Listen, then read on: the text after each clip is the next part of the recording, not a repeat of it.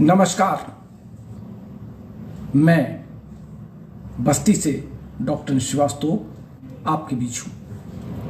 हमारे मयंक मल्होत्रा जी ने हमारे व्हाट्सएप पे एक बहुत अहम सवाल लिखा था आज कि सर, जो लोग इलेक्ट्रोहोम्योपैथी के अलावा अन्य चिकित्सा पद्धतियों की भी डिग्रियां प्राप्त किए हैं या डिप्लोमा प्राप्त किए हैं, वो क्या करें, कितने रजिस्ट्रेशन वो कराएं या किस तरह की प्रैक्टिस करें।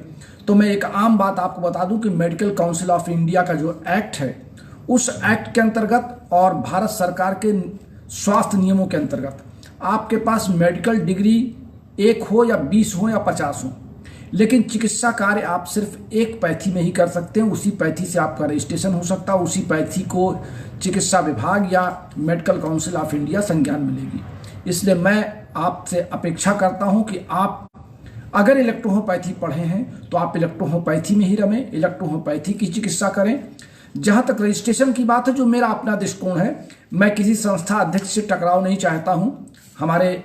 मैंने ग्रुप में जैसे ही लिखा वैसे ही हमारे सीनियर और वरिष्ठ डॉक्टर एमएच इदरीसी जी ने लिखा कि प्रशिक्षण का क्या तात्पर्य है।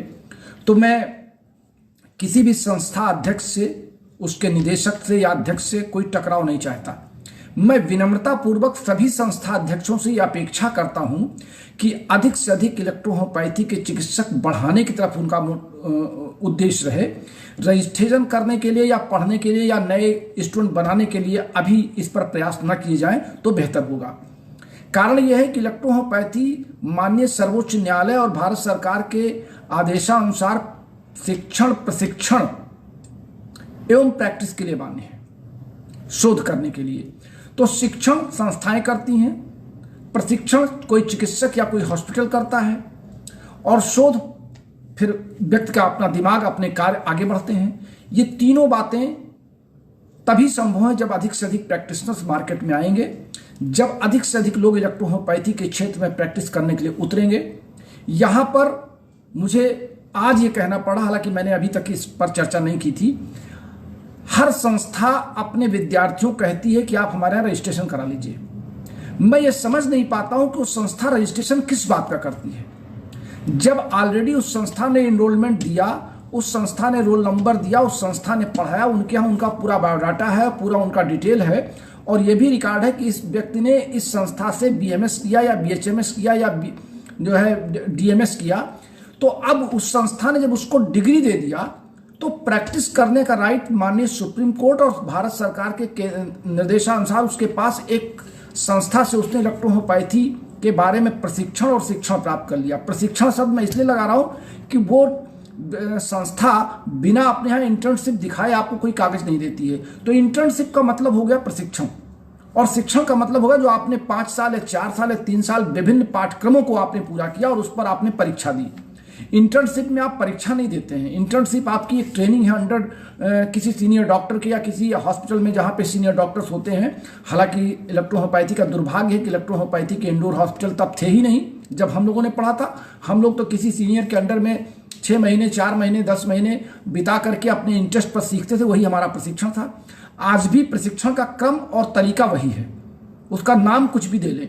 तो मैं समझता हूं कि जब तक केंद्र सरकार या भारत सरकार इसको रिकॉग्नाइज नहीं करती है, तब तक रजिस्ट्रेशन के चक्कर में ना पड़े। आप अपने इलेक्ट्रोहोम्योपैथी के ज्ञान को प्रैक्टिस के रूप में निखारें। आप जहां कहीं भी बैठे हैं वहां प्रैक्टिस कीजिए, इलेक्ट्रोहोम्योपैथी की औषधियों को रखिए, उसके अलावा कुछ मत रखिए। अगर आप इलेक्ट्रोहोम्योपैथी की औषधियों के अलावा कुछ और रख के प्रैक्टिस कर रहे हैं तो उसमें आपकी कोई मदद नहीं कर पाएगा।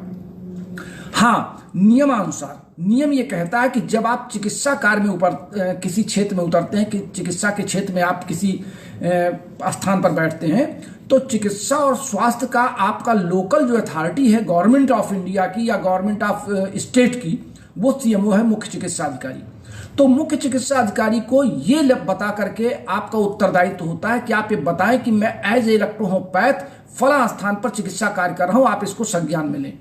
तो जब कभी भी उनको इस जरूरत पड़ेगी, मान लीजिए सरकार कोई ब्यौरा मांगती है या उनको खुद ही उनकी गाड़ी वहां से, तो उनको ये पता चले कि हाँ, ये होम्योपैथ के डॉक्टर हैं, ये आयुर्वेद के डॉक्टर हैं, ये एलोपैथ के डॉक्टर हैं, ये इलेक्ट्रोहोम्योपैथ के डॉक्टर हैं।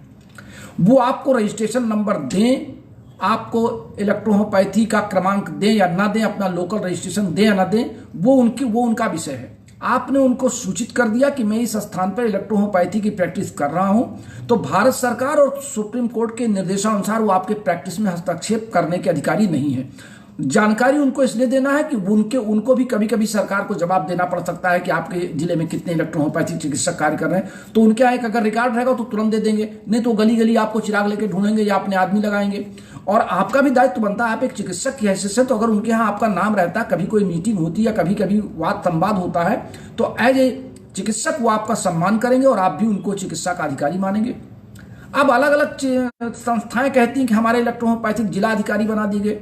भाई जिला अधिकारी आपने जिसको बनाया है, क्या वो अपने से, मान लीजिए आपने अनिल श्रीवास्तव को बस्ती का जिला अधिकारी बना दिया इलेक्ट्रोहोम्योपैथिक, बहुत फ्रैंक बात कर रहा हूं, हालांकि कुछ संस्था अध्यक्षों को बुरा लग सकता है, कुछ इस पे कमेंट्स आ सकती हैं, मैं उनसे क्षमा चाहता हूं। मैं अपनी भावनाओं को व्यक्त कर रहा हूं, मैं किसी की आलोचना नहीं कर रहा हूं, जो मेरी अपनी सोच में उसको व्यक्त कर रहा हूं। सपोज कीजिए कि मैं एक जिला चिकित्सा अधिकारी इलेक्ट्रोहोम्योपैथिक बनकर के बस्ती में बैठ गया, हो सकता है हमसे कोई ज्यादा सीनियर, जो मैं 37 साल से कर रहा हूं, हो सकता है कोई 40 साल का छुपा रुस्तम इलेक्ट्रोहोम्योपैथी का चिकित्सक निकल आए, वो कहीं पर प्रैक्टिस कर रहा है, और कल को वो मेरे सामने आए और कहे मेरा रजिस्ट्रेशन नंबर मुझे दीजिए, तो क्या मेरा ये फर्ज बनता है कि मैं उसका जिला अधिकारी बन जाऊं? अगर वो मेरा सीनियर है, मुझे तो उसको जिला अधिकारी बना देना चाहिए, मुझे तो उससे प्रशिक्षण प्राप्त करना चाहिए। कुछ आप अपने अनुभव बताइए। तो मैं समझता हूं कि यहाँ पे ये जो बार बार जिला इलेक्ट्रोहोम्योपैथिक चिकित्सा अधिकारी, बार बार जिला इलेक्ट्रोहोम्योपैथिक चिकित्सा अधिकारी, इस शब्द का प्रयोग न किया जाए। हर संस्था को अपने जिले के चिकित्सक के बारे में जानकारी होगी। जिस संस्था ने आपको पढ़ाया है, जिस संस्था से आपने डिग्री डिप्लोमा सर्टिफिकेट लिया है, वहां पे आपका पूरा रिकॉर्ड है।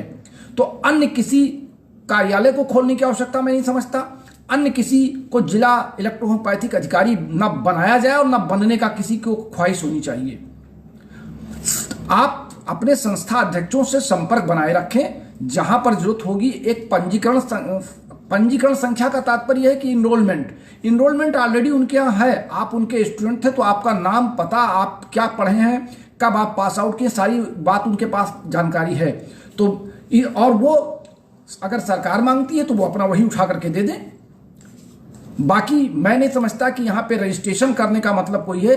उत्तर प्रदेश गवर्नमेंट या हरियाणा गवर्नमेंट या हिमाचल गवर्नमेंट या राजस्थान गवर्नमेंट जब कभी इलेक्ट्रोहोम्योपैथी को मान्यता के बाद जो पंजीकरण स्टेट से आरंभ करेगी, उस स्टेट पंजीकरण का मतलब हो गया कि आप उस स्टेट के, पूरे स्टेट के हेल्थ डिपार्टमेंट में आपका एक क्रमांक मिल जाएगा।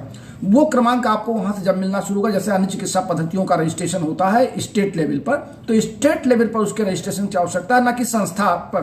क्योंकि कारण क्या है कि देश में एनजीओ से इलेक्ट्रोहोम्योपैथी की संस्थाएं चल रही हैं। एनजीओ, हम कहते हैं कि आप किसी से ना पढ़ें, आप स्वयं अपना एक एनजीओ बनाए हों, आपका स्वयं का कोई सोसाइटी हो, आप अपनी सोसाइटी से भी तो इलेक्ट्रोहोम्योपैथी का एक पेपर प्रिंट करके किसी को दे सकते हैं। अगर आपने इलेक्ट्रोहोम्योपैथी में आपका, अगर मान लीजिए मेरा इलेक्ट्रोहोम्योपैथी में जानकारी मेरी है और मैं अपने साथ, अब ये आप जितने लोग ऑनलाइन जुड़े हुए हैं, अगर मैं ये चाहूं तो मेरे पास अगर कोई सोसाइटी एक्ट का रजिस्ट्रेशन हो तो मैं अपने उसी सोसाइटी एक्ट के लेवल पर, उसी के बैनर पर आप सबको एक प्रशिक्षण सर्टिफिकेट दे सकता हूं, क्योंकि आप लोग रात में 9:30 बजे पर डे मेरे साथ मिल रहे हैं, आप अपने नाम पते भेज सकते हैं, तो मैं भी आपको प्रशिक्षण दे सकता हूं। अभी अलग बात है कि इससे फिर कुछ लोगों का बिजनेस प्रभावित हो जाएगा। तो अभी तक मैं दवा वालों के पीछे पड़ा था कि पेटेंट ना यूज करिए, अब आप रजिस्ट्रेशन के चक्कर में मुझसे कुछ और बुलवाना चाह रहे हैं। तो मैं समझता हूं कि इस पर ज्यादा कुछ नहीं कहना चाहिए, सिर्फ अपने विवेक का इस्तेमाल कीजिए, अपनी बुद्धि का इस्तेमाल कीजिए। बाकी आप अपने सीनियर का सम्मान कीजिए, अपने जूनियर को स्नेह दीजिए। मैं भी डॉक्टर इदरीसी जी का, डॉक्टर वी कुमार जी का उतने सम्मान करता हूं, दोनों का बराबर सम्मान करता हूं। दोनों मुझे भी बहुत प्रिय हैं, वो लोग भी मुझे बहुत सम्मान देते हैं। इस नाते मैं यहां पर किसी की आलोचना नहीं करता हूं, सिर्फ मैं अपनी भावनाओं को व्यक्त करता हूं कि इसको इस तरह नहीं, इस तरह मोल्ड कर देना चाहिए। जब मानवता की लड़ाई में हम सब एक साथ चल रहे हैं तो बीच बीच में मैं आगे का कोई बैनर मत लगाइए। मेरा निवेदन सभी से है कि सब एक साथ इलेक्ट्रोहोम्योपैथी की मान्यता के लिए भी लगे रहें। नंबर ऑफ प्रैक्टिशनर्स मार्केट में उतार दें। नंबर ऑफ प्रैक्टिशनर जैसे बढ़ जाएंगे तैसे हमारी मान्यता हो जाएगी, समाज में तो हो ही रही है, सरकार भी देने के लिए बाध्य होगी। और फिर चाहे वो स्टेट लेवल का हो, चाहे वो सेंट्रल लेवल का हो, जो रजिस्ट्रेशन क्रमांक की आवश्यकता होगी वो सरकार स्वयं जारी कर देगी।